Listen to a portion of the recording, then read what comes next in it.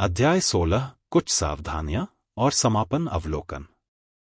बहुत से लोग इस विचार का उपहास करेंगे कि अमीर बनने का एक सटीक विज्ञान है, यह धारणा रखते हुए कि धन की आपूर्ति सीमित है। वे इस बात पर जोर देंगे कि सामाजिक और सरकारी संस्थाओं को बदलना होगा, तभी कोई भी बड़ी संख्या में लोग सक्षमता हासिल कर सकेंगे। पर यह सच नहीं है। यह सच है कि मौजूदा सरकारें जनता को गरीबी में रखती हैं, लेकिन ऐसा इसलिए है क्योंकि जनता निश्चित तरीके से नहीं सोचती और काम नहीं करती। यदि जनता इस पुस्तक में सुझाए अनुसार आगे बढ़ना शुरू कर दे, तो न तो सरकारें और न ही औद्योगिक प्रणालियां उन्हें रोक सकती हैं। आगे बढ़ने के लिए सभी प्रणालियों को संशोधित किया जाना चाहिए।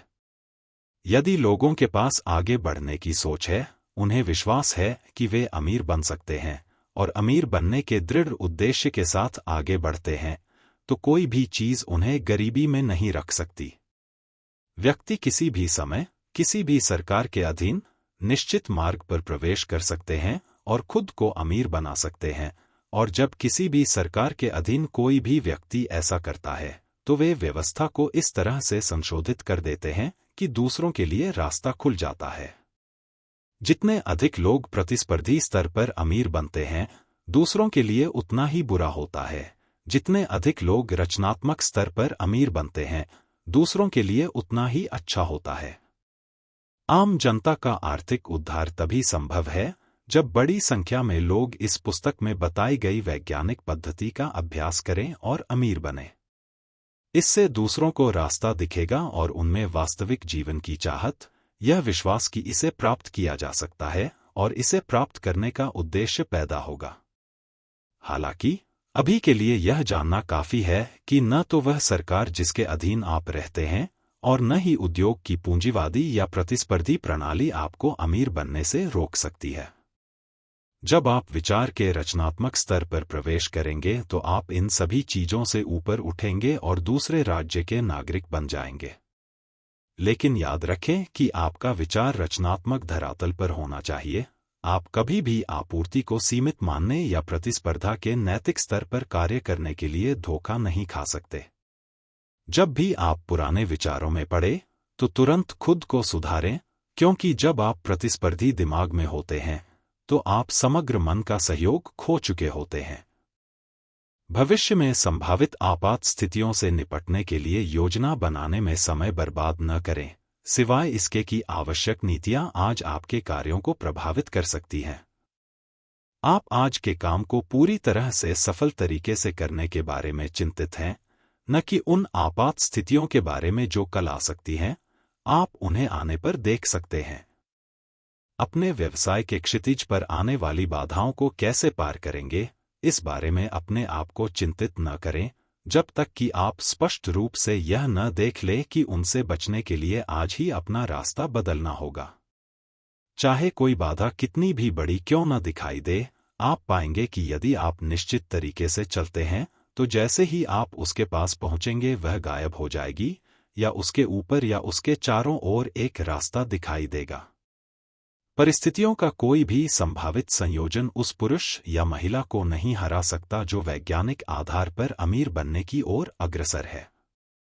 कोई भी पुरुष या महिला जो कानून का पालन करता है, अमीर बनने में विफल नहीं हो सकता, ठीक उसी तरह जैसे कोई 2 को 2 से गुणा करके 4 पाने में विफल नहीं हो सकता। संभावित आपदाओं, बाधाओं, घबराहट या परिस्थितियों के प्रतिकूल संयोजनों के बारे में चिंता न करें। ऐसी चीजों का सामना करने के लिए समय पर्याप्त है जब वे तत्काल वर्तमान में आपके सामने आती हैं, और आप पाएंगे कि हर कठिनाई अपने साथ उसे दूर करने के साधन लेकर आती है। अपनी वाणी पर नियंत्रण रखें। अपने बारे में, अपने मामलों के बारे में या किसी और चीज के बारे में कभी भी हतोत्साहित या हतोत्साहित करने वाले तरीके से बात न करें।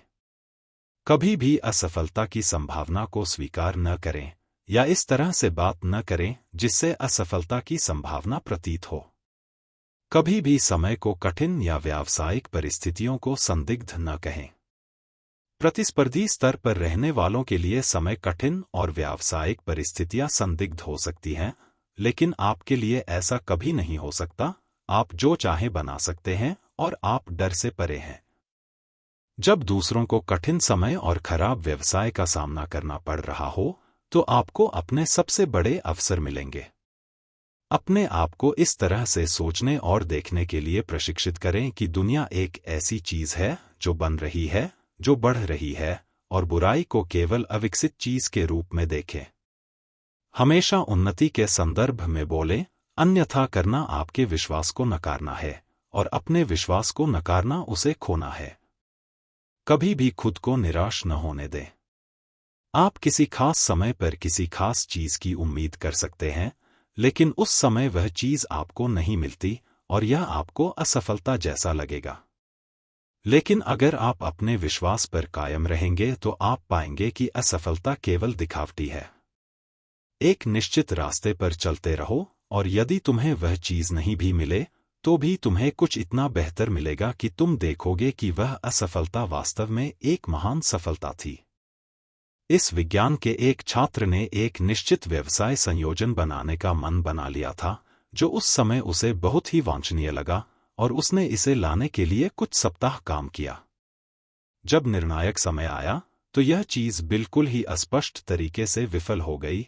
ऐसा लगा जैसे कोई अदृश्य प्रभाव उसके खिलाफ गुप्त रूप से काम कर रहा था। वह निराश नहीं हुआ, इसके विपरीत उसने भगवान को धन्यवाद दिया कि उसकी इच्छा को खारिज कर दिया गया था, और एक आभारी मन के साथ लगातार आगे बढ़ता रहा।